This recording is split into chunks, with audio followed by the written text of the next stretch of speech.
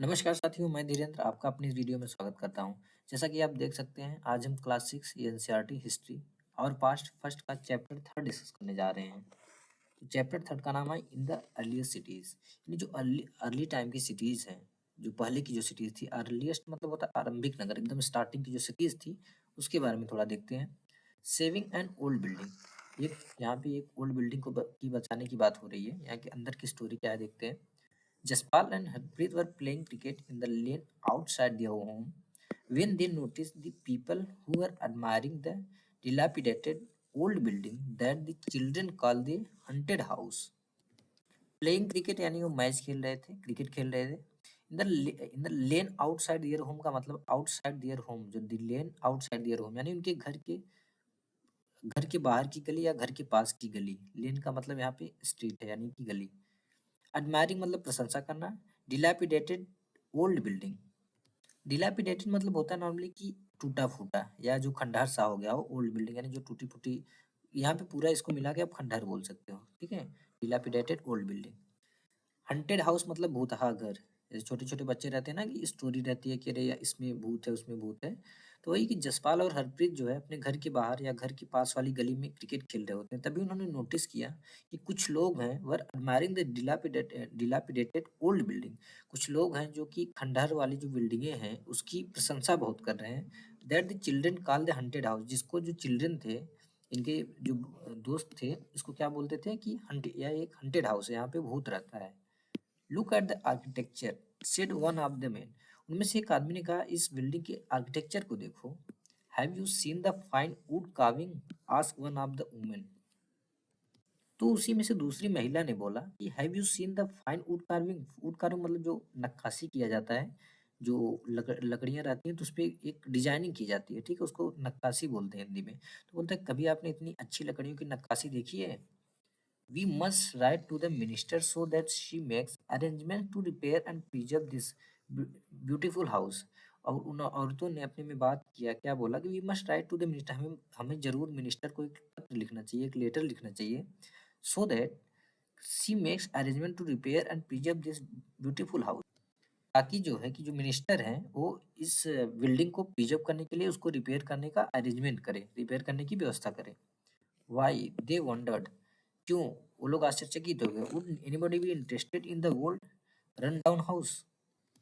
तो यहाँ पे बात हो रही कि वाई दे वंडर्ड मतलब क्यों। ये दोनों जो जसपाल और हरप्रीत जो थे, ये दोनों जो है आश्चर्य में पड़ जाते हैं, सोचने लगते हैं कि इस पुराने खंडहर से लोगों को इतना ज्यादा इंटरेस्ट है या इतना ज्यादा लगाव है। तो अब यहाँ से जो चैप्टर है हम स्टार्ट करते हैं, ठीक है। यहाँ पे जो स्टोरी थी खत्म हो गई, अब यहाँ से हम चैप्टर स्टार्ट करते हैं। The story of Harappa, Harappa की story. Very often old buildings have a story to tell. Very often मतलब अक्सर होता है, ठीक है। नॉर्मली अक्सर आपने सुना होगा कि हर एक ओल्ड बिल्डिंग, हर एक पुरानी इमारत अपनी एक स्टोरी बयां करती है, स्टोरी बताती है। नियरली 150 ईयर्स होगो। 100 मतलब 100, 50 ईयर्स यानी 50, ठीक है। 100 वाले नियरली, नियरली मतलब लगभग, 100 मतलब 100 एंड 50 ईयर्स हो गए यानी और उसी में 50 जोड़ दो, यानी आज से लगभग 150 साल पहले when railway lines were being laid down for the first time in the Punjab, engineers stumbled upon the site of Harappa in present-day Pakistan। Let down का मतलब होता है जो पटरियां होती है उनको लेट डाउन जैसे से बिछाते हैं ना, उसको यहाँ पे लेट डाउन बोला गया है, ठीक है। तो स्टम्बल्ड अपॉन का मतलब ऐसे होता है कि टकराना या झटके से टक्कर देना, या आप बोल सकते हो कि उनकी निगाहें जो थी झटके से पड़ गई। स्टम्बल अपॉन मतलब झटके से उन्होंने दिखा, क्या जो दिखा भी हम देखते हैं आगे। तो हुआ क्या कि अक्सर हमने देखा कि अक्सर बिल्डिंगों की एक स्टोरी रहती है। आज से लगभग 150 साल पहले जब पंजाब में फर्स्ट टाइम मतलब पहली बार, पंजाब में पहली बार जब रेलवे लाइन बिछाई जा रही थी, तो जो वहाँ के इंजीनियर थे, ये engineer stumble upon the site of Harappa in present day Pakistan. तो इंजीनियर्स की निगाहें जो थी झटके से किस पे पड़ी, हड़प्पा की साइट पे। मतलब या आप बोल सकते हैं इंजीनियर्स को हड़प्पा की साइट मिली, जो कि आज के टाइम में कहाँ पे है, प्रेजेंट डे पाकिस्तान में है Harappa. To them it seem like a mount that was a rich source of readymade high quality BRICS.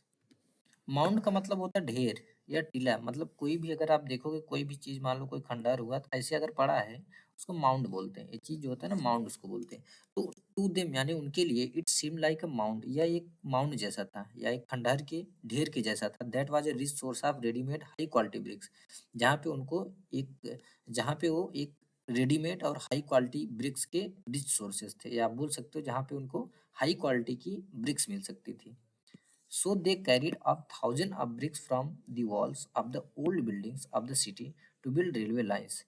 तो उनको दिखा कि यहाँ की जो क्वालिटी है ईंटों की बहुत अच्छी है, तो उन्होंने क्या किया, सो दे कैरिड अप, उनमें से उन जो बिल्डिंगें थी वहाँ की, उनकी बिल्डिंगों की दीवारों से उन्होंने हजारों ईंटें जो है निकाल ली और रेलवे लाइन में लगा दिया। Of the city of to build railway lines लगाने के लिए उन्होंने हजारों ईंट वहाँ से निकाल के लगा ली। Many buildings were completely destroyed. Many buildings were completely destroyed.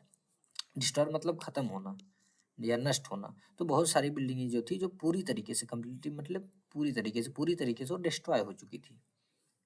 Then about 80 years ago, archaeologists found this site and realized that this was one of the oldest cities in the subcontinent. अब उसके बाद क्या हुआ, हमने देखा 150 साल पहले की ये घटना है। तो देन तब आज से लगभग 80 ईयर्स हो गए, यानी आज से 80 साल पहले जो आर्कियोलॉजिस्ट थे उन्होंने उस साइट को पाया, उस साइट की उन्होंने खोज की और उनको रियलाइज हुआ कि that this was one of the oldest cities in the subcontinent, कि यह इस सबकॉन्टिनेंट की सबसे ओल्ड सिटीज में से एक है, या इस सबकॉन्टिनेंट की सबसे ओल्ड सिटीज में से एक थी जो हड़प्पा था। As this was the first city to be discovered, क्योंकि ये जो सिटी था, हड़प्पा की जो सिटी थी, डिस्कवर होने वाली सबसे पहली सिटी थी। All other sites from where similar buildings and other things were found were described as Harappan. तो हमने क्या देखा कि क्योंकि ये जो सिटी थी, हड़प्पा की जो सिटी थी साथियों, वो डिस्कवर होने वाली ओल्ड सिटीज में से सबसे पहली थी, तो इसलिए दूसरी जो बिल्डिंगें मिली सिमिलर साइज की, उसी समान जो भी बिल्डिंगें मिली या जो भी चीज़ें मिला। अब इसको हम ऐसे समझेंगे कि यहाँ पे मान लो हड़प्पा की साइट मिली, हड़प्पा में जो भी जितनी बिल्डिंगें थी उनका एक शेप रहा होगा, या उनका एक ढांचे, एक हिसाब से बोले ना कि एक डिज़ाइन रही होगी। तो ये डिज़ाइन अब जहाँ जहाँ पे भी मिली, और यहाँ पे मान लो जो भी उनके टूल्स थे, ये भी जहाँ जहाँ पे मिले इसी प्रकार के टूल्स, इस वजह से, क्योंकि ये हड़प्पा जो था, हड़प्पा वाली जो सिटी थी, ऐसी सिटी डिस्कवर करने जाने वाली सबसे पहली वाली सिटी थी। तो इसलिए जो भी सामान ऐसा मिला या जो भी बिल्डिंगें इसके सिमिलर मिली, उनको हड़प्पन बोला जाने लगा, एज ए हड़प्पन डिस्क्राइब किया जाने लगा। ठीक है, ये बोलते हैं ना, this was the first city to be discover, क्योंकि हड़प्पा जो था वो डिस्कवर होने वाली, खोज होने वाली सबसे पहली सिटी थी। इस वजह से जो भी जितने भी साइट्स मिले जहाँ पे सिमिलर बिल्डिंग्स और अदर थिंग्स जो सिमिलर थिंग्स थी, तो उनको डिस्क्राइब किया जाने लगा as a Harappan. This city developed about 400 years हो, यानी ये जो सिटीज हैं ये कब डेवलप हुई थी, आज से लगभग 4700 साल पहले। ठीक है,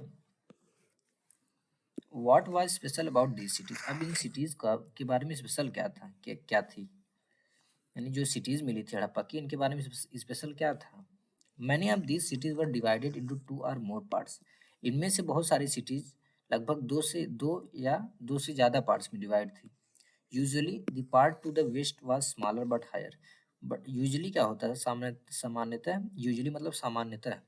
जो वेस्ट साइड में पार्ट था, मतलब एक सिटी का ये मेन लाइन मान लो, जो वेस्ट साइड का पार्ट था वो क्या था, वेस्ट वाज स्मॉलर, ये तो स्मॉलर था, साइज में स्मॉलर था, बट हायर था, हाइट में ज़्यादा था। Archaeologist describe this as the citadel, तो आर्कियोलॉजिस्ट ने इसको क्या बोला कि this is citadel, west side की जो सिटीज थी उनको सीटाडेल बोल दिया। Generally the part to the east was larger but lower, अब जो ईस्ट साइड में पार्ट था, ईस्ट साइड में वो क्या था, वो लोअर था, मतलब साइज में तो बड़ा था, लार्जर था, बट लोअर था, हाइट में छोटा था। This is called the lower town, इसको आर्कियोलॉजिस्ट ने क्या नाम दिया, lower town.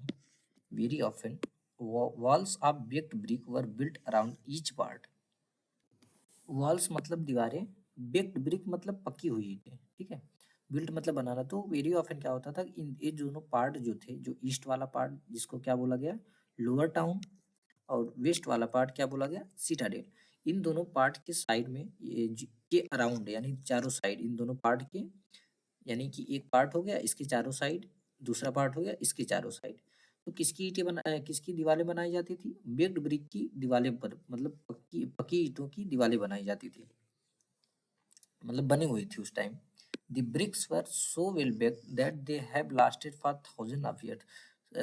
Thousand of years. यानी जो ब्रिक थी, जो ईंटें थी, इतना ज़्यादा पकी हुई थी, इतनी अच्छी तरीके से पकी हुई थी कि वो लगभग हजारों साल तक भी वैसे ही पड़ी थी।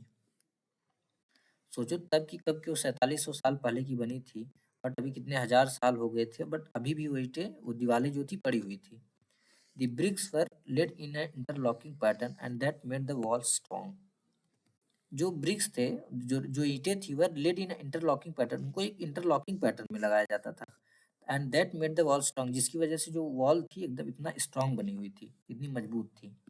इन सम सिटीज, कुछ सिटीज में special buildings were constructed on the Citadel. कुछ सिटीज में क्या हुआ कि स्पेशल बिल्डिंग जो है बनाई गई, कंस्ट्रक्ट मतलब बनाना, कंस्ट्रक्ट करना या बिना बनाना। सिटाडेल पे कुछ बिल्डिंगें बनाई गई। एग्जाम्पल के लिए, इन Mohenjodaro a very special tank which archaeologists call the Great Bath was built in this area. तो जो एग्जाम्पल के लिए हमने देखा कि जो मोहनजोदारो था, उसमें एक अ वेरी स्पेशल टैंक बनवाया गया, which archaeologist call the great bath was built in this area. यानी कि जैसे हमने देखा कि सिटाडेल में, कुछ कुछ सिटीज में सिटाडेल के ऊपर क्या था, कंस्ट्रक्ट कराया जाता था कुछ स्पेशल बिल्डिंग है। जब जैसे कि एग्जाम्पल के तौर पे हमें मोहनजोदारो में देखा कि एक स्पेशल टैंक बनाया गया, जिसको आर्कियोलॉजिस्ट जो थे, जो आर्कियोलॉजिस्ट ने उसको नाम क्या दिया कि ग्रेट बाथ। यानी इस एरिया में ग्रेट बाथ बनवाया गया। This was lined with bricks, coated with plaster and made watertight with a layer of natural tar. तार का मतलब होता है तारकोल, ठीक है? तारकोल होता है।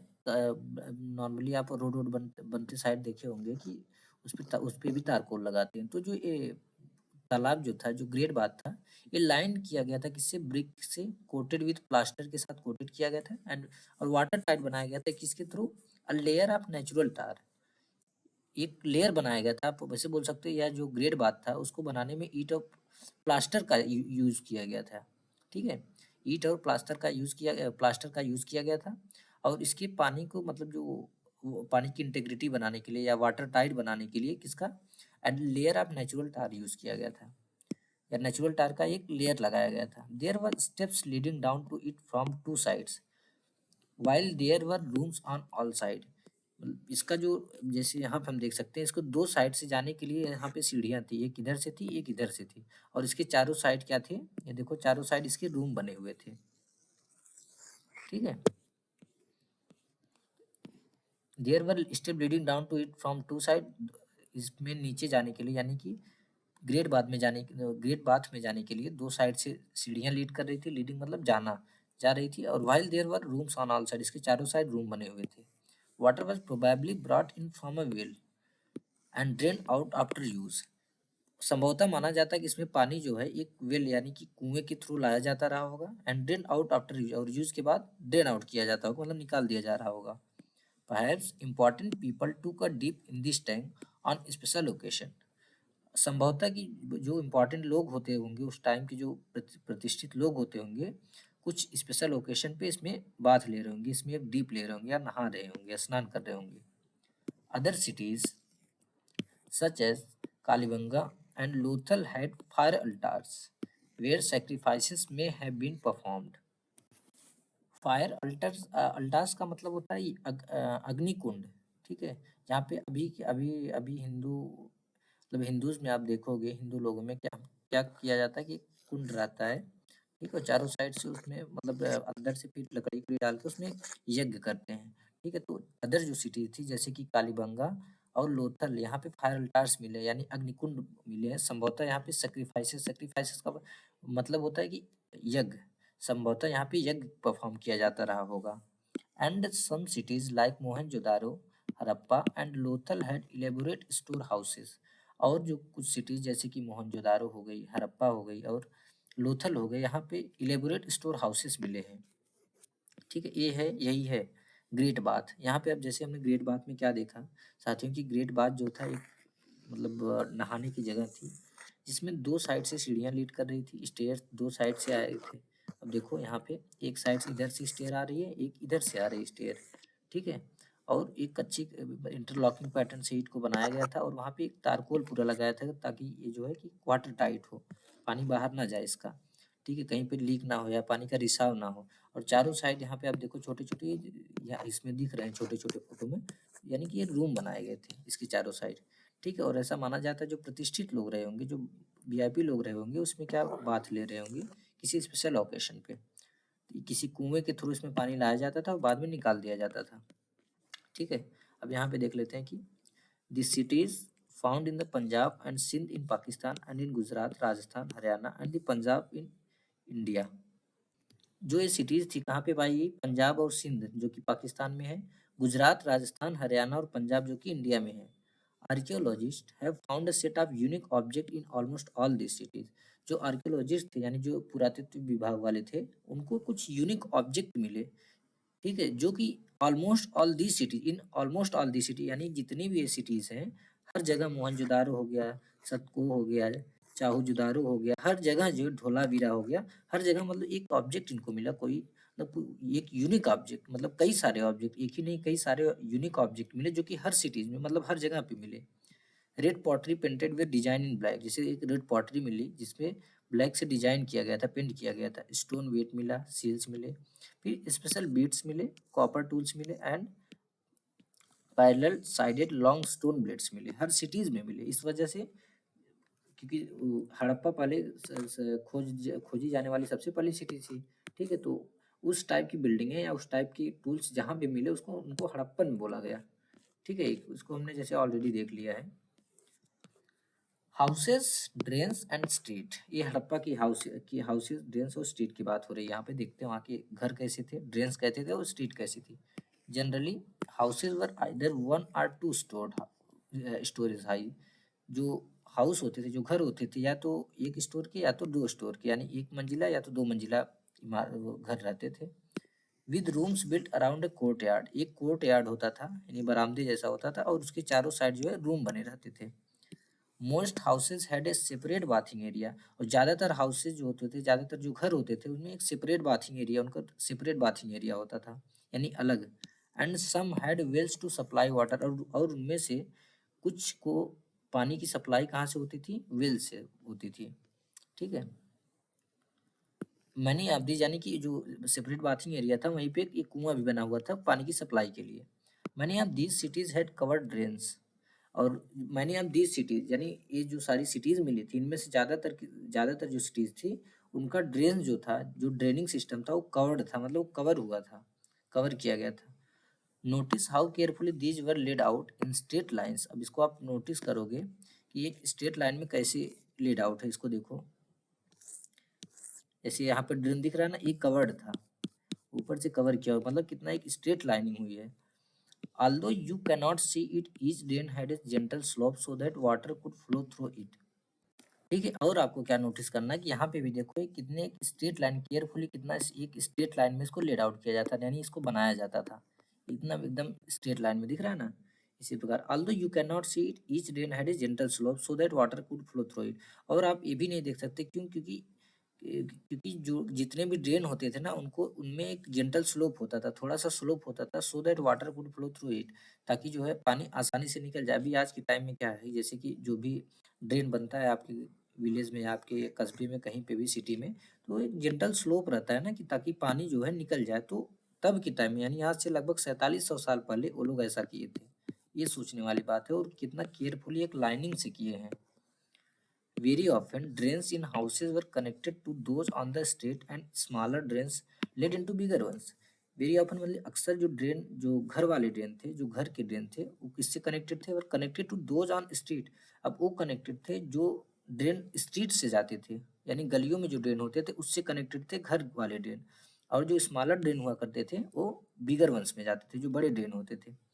As the drains were covered, क्योंकि ड्रेन्स कवर रहता था, inspection holes were provided at interval to clean them. और एक नॉर्मल इंटरवल के बाद इंस्पेक्शन होल भी प्रोवाइड रहता था, ताकि वो उसको साफ किया जा सके। आप अभी नॉर्मल देखते होंगे कि कोई ड्रेन रहता है अभी रोड साइड, जैसे रोड के साइड साइड में आपको दिखेगा ना, ऐसे कवर जैसा लगा रहेगा, वो इंस्पेक्शन होल होता है इंस्पेक्शन करने के लिए। अब जैसे यहाँ पे आप देख सकते हो, यहाँ पे देखो इंस्पेक्शन हॉल बना हुआ है ना, रोड पे आपको देखने को मिल जाएगा। अब जैसे आप कभी रोड पे जाना है, देखो ये इंस्पेक्शन हॉल है, ताकि कभी इसको क्लीनिंग करना हुआ या मेंटेनेंस कुछ भी रिक्वायर्ड होगा, इसको ओपन करके वो क्लीन कर देते हैं। तो सोचो तब के टाइम, आज हम ऐसा करें, तब के टाइम भी उनको इतना ज़्यादा नॉलेज थी, इतनी स्किल से, इतने केयरफुली वो लोग जो है कोई चीज़ कंस्ट्रक्ट करते थे, इतनी प्लानिंग के साथ। सबसे बड़ी चीज़ होती है प्लानिंग, हर चीज़ प्लानिंग। मतलब घर का एक ड्रेन होता था, ठीक है, अब घर के ड्रेन को वो ले जाके मिलाते थे कहाँ पे, स्ट्रीट वाले ड्रेन से। अब स्ट्रीट का ड्रेन कहीं एक दूसरे ड्रेन में जाके मिलता था जो छोटा स्मॉलर होता था, अभी स्मॉलर वाला जाके बिगर वन में मिलता था, ठीक है, और हर जगह मैन होल रहता था, इंस्पेक्शन होल, ठीक है। All three houses, drains and streets were probably planned and built at the same time. तो ऐसा प्रोबेबली मतलब संभवतः माना जाता है कि जो हाउसेस थे, जो घर थे, जो ड्रेन थे और जो स्ट्रीट होंगी, ये सारी जो है सेम टाइम पे, at the same time plan किए गए होंगे और जो है बनाए गए होंगे।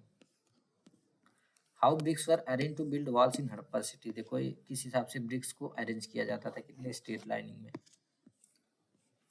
लाइफ इन द सिटी, अब सिटी की लाइफ कैसी थी, जो लाइफ की सिटी थी हड़प्पा की, वो कैसी थी वो देखते हैं। Harappan city was a very busy place. जो एक हड़प्पा की सिटी होती थी वो बहुत ही बिजी प्लेस होती थी, बहुत बिजी प्लेस थी। There were people who plan the construction of special buildings in the city. संभवतः ऐसा अनुमान लगाया जाता है कि यहाँ पे ऐसे लोग रह रहे होंगे जो कि construction of special building the city, जो कि प्लान करते थे इस एक स्पेशल बिल्डिंग की निर्माण के लिए सिटी में, ठीक है। ऐसा माना जाता है जो हड़प्पन सिटी था वो तो एक बिजी प्लेस था। There were people who plan the construction of special building the city. यहाँ पे ऐसे लोग रह रहे होंगे जो कि जो जब स्पेशल बिल्डिंग्स कंस्ट्रक्ट होनी रहती थी उसको प्लान करके बनाते रहे होंगे, वो लोग ही यहाँ पे रहते होंगे। These are probably the rulers. संभवतः वो कौन कौन लोग रहते होते थे, वो रूलर्स होते थे, ठीक है। प्लान करना किसका काम, रूलर अपने हिसाब से प्लान कराता है, अपने हिसाब से बनवाता है, तो ऐसा संभवतः माना जाता है कि there were people who plan the construction of special building the city. यहाँ पे वो लोग रह रहे होंगे जो कि स्पेशल बिल्डिंग बनाने के जो कंस्ट्रक्शन होता था उसको प्लान करते रहे होंगे। तो प्रोबेबली कौन होता था, ये रूलर होते थे। It is likely that the rulers sent people to distant land to get metal, precious stones, and other things that they wanted. It is likely का मतलब संभवतः या ऐसा माना जाता है कि जो ये रूलर्स थे, इन लोगों को दूर दूर तक, डिस्टेंट लैंड यानी कि दूर दूर तक भेजकर मेटल, प्रीशियस स्टोन्स और अदर चीजें जो है मंगवाते होंगे जो वो चाहते थे। दे वांटेड यानी कि जो वो चाहते थे। They may have kept the most valuable objects such as ornaments of gold and silver or beautiful beads for themselves. They may have, यहाँ पे देखो मे हैव बोला है, यानी कि श्योर नहीं है कि वो रखते ही थे।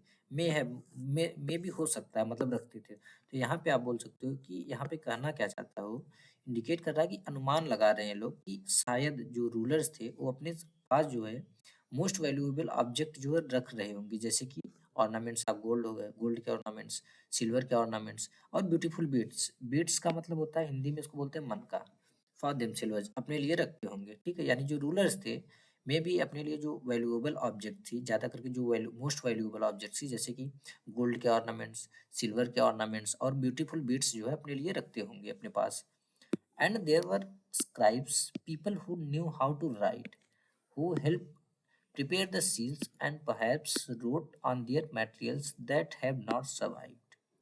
तो उस टाइम स्क्राइब भी हुआ करते हैं। स्क्राइब क्या होते हैं, जो लिखते हैं उनको स्क्राइब बोला जाता है, ठीक है। हिंदी में इसको लेखक बोलते हैं या लिपिक भी, ठीक है। तो स्क्राइब भी हुआ करते, people who knew how to write. Scribe कौन होते हैं, वे लोग जिन जो ये जानते हैं, न्यू मतलब जानना, कि हाउ टू राइट लिखा कैसे जाता है, उनको हम स्क्राइब बोला जाता है, ठीक है। एंड देयर वर स्क्राइब्स, और स्क्राइब भी हुआ करते थे, people who knew how to write, जो ये जानते थे, वो लोग जो ये स्क्राइब उनको बोलते थे जो ये जानते थे कि लिखा कैसे जाता है। Who helped prepare the seal, जो हेल्प करते थे सील को प्रिपेयर करने में, क्योंकि सील में भी हमने जैसे देखा सील में भी कुछ लिखा जाता था। And perhaps road on other materials that have not survive, survive मतलब नहीं बचे, यानी संभवतः किसी और भी बहुत सारी मटेरियल्स पे वो लिखे होंगे बट जो कि अभी सर्वाइव नहीं है, बचे नहीं है। बिसाइड्स, इसके अलावा there were men and women craft person making all kind of things either in their own homes or in special workshops। Special workshops यानी उनका काम करने का एक वर्कशॉप होता था। तो इसके अलावा अब मेन और वुमेन भी थे, यानी कि स्त्री और पुरुष भी थे, क्राफ्ट पर्सन भी थे, और making all kind of things, जो कि हर चीज बनाने के लिए, making all kind of thing यानी हर चीज बनाने वाले पुरुष भी थे, स्त्री भी थे और क्राफ्ट पर्सन भी थे। या तो वो चीजें जो है अपने घरों में बनाते थे या स्पेशल वर्कशॉप में बनाते थे। यहाँ पे देखो making all kind of thing, ऐसा नहीं केवल एक पर्टिकुलर थिंग। सपोज जो है, मान लो कोई बर्तन हो, कोई पॉट्स बनाने वाला है अच्छा खासा, कोई मान लो ऑर्नामेंट्स बनाता था अच्छा, ठीक है, हर चीज कोई, और कोई काम करता था अच्छा खासा, हर चीज बनाने, मान लो कोई कंस्ट्रक्शन का काम अच्छा खासा करता था, ठीक है। तो ओवरऑल इसके अलावा हर हर डिपार्ट के लोग थे, मतलब हर चीज बनाने वाले थे, making all kind of thing, यानी हर चीज बनाने वाले वहाँ पे पुरुष, स्त्री और क्राफ्ट पर्सन हुआ करते थे, जो कि चीजों को, जो चीज में जिस चीज में वो दक्ष थे, जिस चीज में वो जिनको स्किल था, तो वो चीजें या तो अपने घर पे बनाते थे या अपने स्पेशल वर्कशॉप पे बनाते थे। People were travelling to distant land और returning with raw materials and perhaps stories.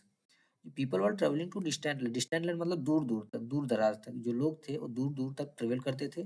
और जब वो रिटर्न होते थे तो with raw materials, raw material के साथ तो आते थे, एंड परहैप्स स्टोरी, और कुछ स्टोरीज के साथ भी आते थे, मतलब कुछ कहानियां सुनकर अपने साथ, यानी कि एक जगह दूसरी जगह पे गए, यहाँ पे कुछ कहानियां सुने, अब वो कहानियां यहाँ पे लेके आए, यहाँ पे सुनाएंगे। यानी दूर दूर, जो दूर दराज पे जाते थे वहाँ की स्टोरीज भी लेके आते थे अपने साथ। Many terracotta toys have been found and children must have played with these। तो बहुत सारे टेराकोटा टॉयज, यानी जो मिट्टी के बनाए जाते थे, बहुत सारे टेराकोटास के टॉयज मिले हैं, जो कि माना जाता है कि चिल्ड्रन, जो उस टाइम के जो चिल्ड्रन थे वो खेल रहे होंगे इनसे। जैसे यहाँ पे टॉप पे देख सकते, street street in Mohenjodaro with drain. देखो यहाँ पे भी जैसे बोला एक ड्रेन है ना, यहाँ पे देखो ड्रेन दिख रहा है जो कि कवर्ड है ऊपर से। एक स्ट्रीट है ना, एक स्ट्रीट दिख रही है। अब बगल बगल में देखो बिल्डिंगें थी, जो कि अभी खंडहर हो चुका है, इधर स्ट्रीट है।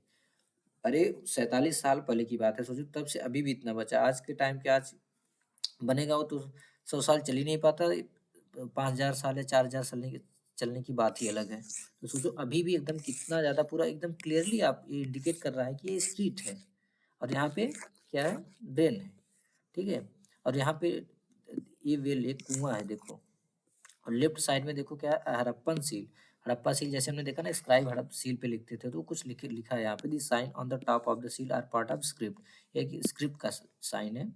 This is the earliest form of writing known in the subcontinent. एक अर्लीस्ट फॉर्म ऑफ राइटिंग है जो कि सब कंटिनेंट में जाना जाता है, अभी तक जो जाना गया है। Scholars have tried to read this sign but we still do not know exactly what they mean. जो स्कॉलर्स हैं वो इसको जानने की बहुत कोशिश की है, बट अभी भी वो इससे अभी अनजान है कि रियल में इसका मीनिंग है क्या। अब देखो ये टेराकोटा टॉयज है, ठीक है। New craft in the city, अब नए क्राफ्ट के बारे में देखते हैं सिटी में। Let us look at some of the object that were made and found in Harappan cities. चलो हम कुछ ऑब्जेक्ट को देखते हैं जो कि हड़प्पन हड़प्पन सिटीज में, यानी जो हड़प्पा की जो भी सिटीज थी उसमें बनी हैं और पाई गई हैं। Most of the thing that have been found by archaeologist are made of stone, shell and metal including copper, bronze, gold and silver. ये मोस्ट ऑफ द थिंग जो थी, ज्यादातर जो सामान चीजें थी वो किसकी बनी है, जो आर्कियोलॉजिस्ट के द्वारा जो ज़्यादातर चीज़ें पाई गई हैं वो किसकी ज़्यादातर बनी होती थी, स्टोन की, शेल की, मेटल की। मेटल में जैसे कॉपर, ब्रॉन्ज, गोल्ड और सिल्वर की बनी होती थी, ठीक है। यानी कि ज़्यादातर जो चीज़ें आर्कियोलॉजिस्ट के द्वारा पाई गई हैं, और वो किसकी किसकी बनी थी, स्टोन की, शेल की। शेल को हिंदी में शंख बोलते हैं, अभी हम देखते हैं शेल कैसा दिखता है। मेटल की बनी होती थी, कॉपर की, ब्रॉन्ज की, गोल्ड की और सिल्वर की। जैसे कि यहाँ पे दोस्तों हम देख सकते हैं, ये शेल, इसको शंख बोलते हैं हिंदी में, ठीक है। तो जो चीजें बनी थी इसकी भी बनी थी। व्हाइट कलर में, एक कई कलर में आता है, ठीक है, ये शेल। तो जैसे कि हमने देखा कि जो चीजें बनी थी, ज्यादातर चीजें जो आर्कोलॉजिस्ट को मिली है किसकी बनी थी, स्टोन की, शेल की, मेटल की, कॉपर की, ब्रॉन्ज की, गोल्ड की और सिल्वर की। Copper and bronze were use to make tools, weapons, ornaments and vessels. Vessels पे यहाँ पे करने का मतलब बर्तन। तो नॉर्मली कॉपर और ब्रोंज का यूज कहाँ पे होता था, टूल्स बनाने के लिए, वेपन्स बनाने के लिए, ऑर्नामेंट बनाने के लिए और वेसल्स बनाने के लिए। Gold and silver were use to make ornaments and vessels. और जो गोल्ड और सिल्वर का इस्तेमाल ऑर्नामेंट और वेसल्स बनाने के लिए किया जाता था। Perhaps the most striking find are those of beads, weights and blades। Striking find मतलब जो सबसे आकर्षक है, यानी जो सब परहैप्स जो, यानी कि शायद जो यहाँ की सबसे आकर्षक वस्तुओं में क्या क्या है, बीट्स, वेट्स और ब्लेड्स। अब जैसे यहाँ पे हम देखते हैं टॉप क्या है, ये स्टोन वेट है। टॉप में देख रहे हैं ये है stone weights. Notice how carefully and precisely these weights are shaped. अगर आप देखो कितना केयरफुली और कितना प्रिसाइजली, मतलब एग्जैक्ट इतना अच्छे से इसको शेप में बनाया गया है, शेप किया गया है। These were made of chert, a kind of stone. Chert एक टाइप का स्टोन होता है। These were probably use to weigh precious stone और मेटल। ठीक है। अब राइट साइड में देखेंगे तो ये बीड मैनी, ये वाला many of these were made out of carnelian, a beautiful red stone. एक कार्नेलियन एक ब्यूटीफुल, एक बहुत अच्छा सा लाल कलर का स्टोन होता है, रेड कलर का। The stone was cut shaped, पहले उसको कट किया जाता है, फिर शेप किया जाता है, उसके बाद पॉलिश की जाती है। And finally a hole was bored through the centre so that a string could be pass through it. String मतलब धागा। ये जैसे ये दिख रहा है ना, एक कार्नेलियन पत्थर ही है। ठीक है। और उसको अच्छे से क्या किया जाता है, कटिंग की जाती है, उसको पॉलिश कट कट करके शेप एक अच्छा कर, जिस शेप में आप चाहोगे वैसा शेप दिया जाता है, फिर पॉलिश किया जाता है, उसके बाद उसके अंदर एक होल किया जाता है ताकि स्ट्रिंग उसके सेंटर से आराम से पास हो जाए। और फार राइट में देखोगे एक स्टोन ब्लेड है, ये वाला। ठीक है। तो जो सबसे स्ट्राइकिंग फाइंड थी, यानी सबसे आकर्षक चीजें क्या क्या थी, ए वेट, ए बीड्स और a blades. The Harappans also made seals out of stone. जो हड़प्पन थे वो स्टोन के सील्स भी बना देते थे। दीज आर जनरली रेक्टेंगुलर, ये जनरली रेक्टेंगुलर होती थी। ठीक है। अभी जो हमने देखा ये देखो सील्स, ये जो हड़प्पन वाली सील्स थी वो एक रेक्टेंगुलर होती थी, यानी आयताकार। And usually have an animal cord on them. और यूजुअली क्या होता था, उनके ऊपर एक एनिमल कार्ड किया रहता था, मतलब एक एनिमल भी उस पर बनाया जाता था जो सील होता था। ठीक है। यहाँ पे देखो एक एनिमल बनाया गया है। ठीक है। The Harappans also made pots with beautiful black designs. जो हड़प्पन्स थे वो पॉट्स बनाते थे और उस पर एक अच्छी सी ब्लैक डिजाइन करते थे। ठीक है।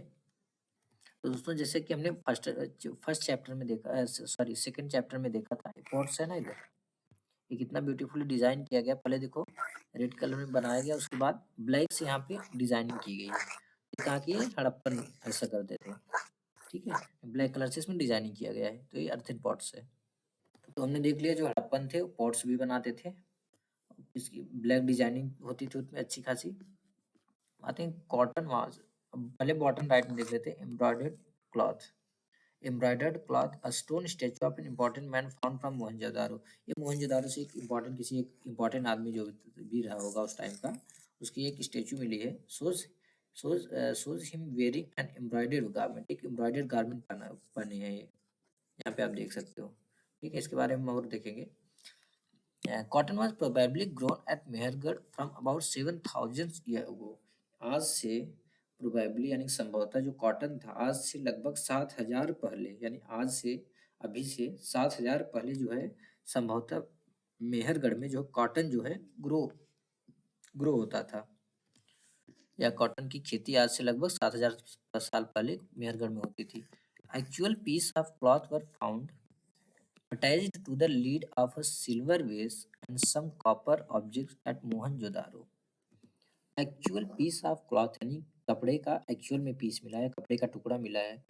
वर फाउंड यानी कि मिला है, किससे अटैच्ड, यानी किससे अटैच था, to the lead of silver vase and some copper object at Mohenjodaro. Vase का मतलब होता है कलश, ऐसे ही जैसे अभी हमने देखा जो कलश था, पॉट था, उसी टाइप का होता है। तो जो एक्चुअल पीस है मोहनजोदारो में, कपड़े कपड़े के पीस का, कपड़े का पीस जो है इससे लगा हुआ था, सिल्वर बेस से। उसका जो सिल्वर बेस का, सिल्वर का यानी कि सिल्वर का बना हुआ जो कलश था उसके to the lead of a silver base, जो उसका लीड था उसमें लगा हुआ था, या लीड मतलब जो ढक्कन होता है ऊपर का। और कुछ कॉपर के ऑब्जेक्ट थी उससे लगा हुआ मिला था, यानी कि मोहनजोदाड़ो से कपड़े के टुकड़ों के जो अवशेष थे वो चांदी के, सिल्वर के एक कलश या फूलदान के ढक्कन तथा कुछ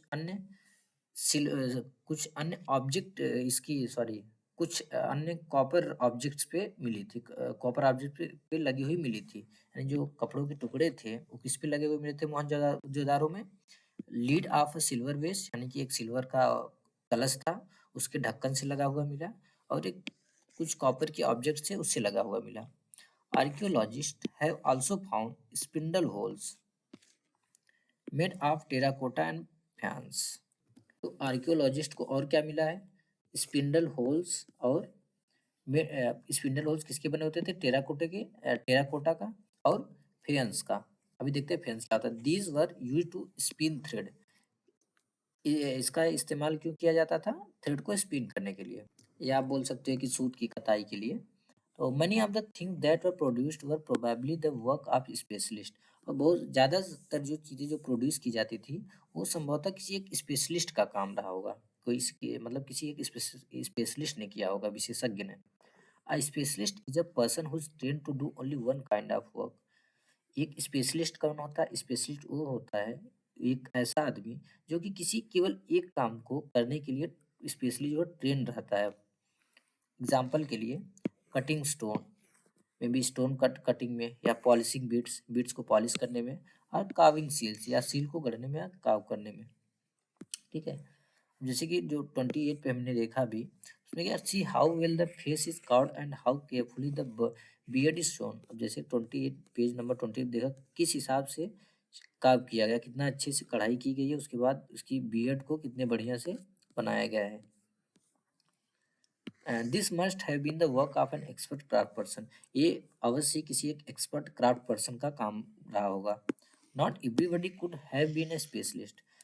सभी लोग, एवरीबडी मतलब प्रत्येक आदमी जो है एक स्पेशलिस्ट नहीं हो सकता। We do not know whether only men were specialist और ओनली वुमेन वर स्पेशलिस्ट।